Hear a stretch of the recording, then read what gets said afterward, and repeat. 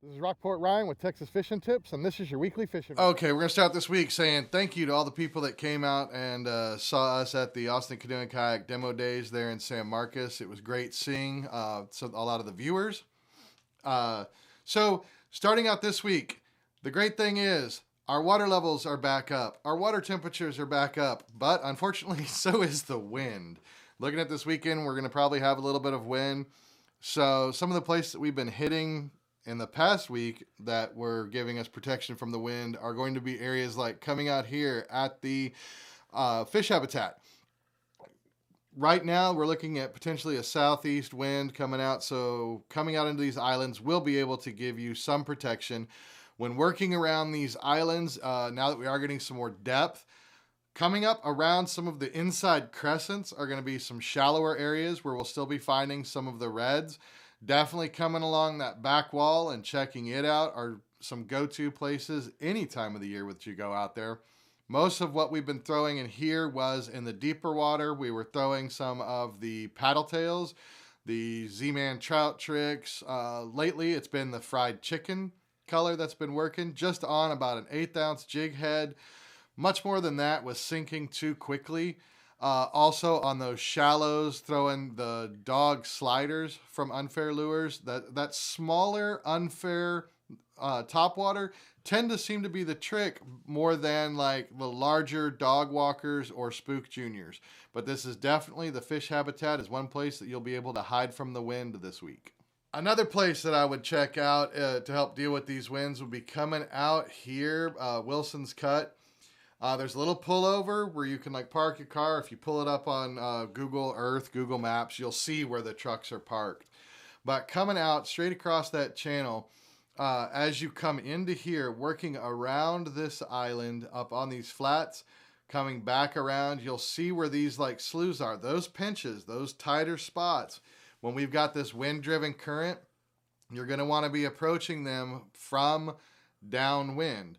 Now, I know that it's a little harder to cast with the wind, but having your lure follow the current is going to get you a lot more fish than having it go against the current. Prey does not swim against the current. So what we're going to be doing is as you come around to these pinches is stay just outside of them, cast into the wind, have your lure come back towards you because those red are going to be sitting in those areas waiting for the bait fish, which in this case will be your lures. In these types of situations, I would be going with a suspension bait. The Unfair Rip and Slash is a good one. Or just going with a paddle tail with probably about an 1/8 ounce is about as heavy as I would go. Just enough to help you get against that wind, but not enough to take it all the way to the bottom. Remember that if you are going with the current, you don't need to retrieve as fast because it's already coming to you, but make sure that you keep tension on that line. But again, coming into these areas, all of those pinches, when you find those pinches, just make the cast into the wind, let it come with you. If with your tackle, if it's too hard for you to cast into the wind, then just sit on the side of those and cast across it. But these are some areas that I would definitely hit this week to stay out of that wind and find some nice reds. All right, some other places that I would say to suggest to hit would be coming from either Red Dot or the Causeway Pier. We're going to have that southeast wind, so what I would suggest is launching from there, coming back under that underpass. Now, as you go underneath that the causeway, definitely make a few casts, especially if you are one of the night fishermen, because that still is, we're still picking up some nice trout in there. But once you come through there, coming up onto some of these flats and everything, the causeway should offer some protection from that wind. I prefer leeward sides when we have heavy winds. It's a calmer area. It makes it easier for me to see the fish. Also, I've found that some of your predator fish tend to like say, I'm not going to fight that current and stay up there in the leeward side. All along these, you might want to venture out towards some of those floating cabins that are out there, but just remember, you're going to have that paddled back into the wind.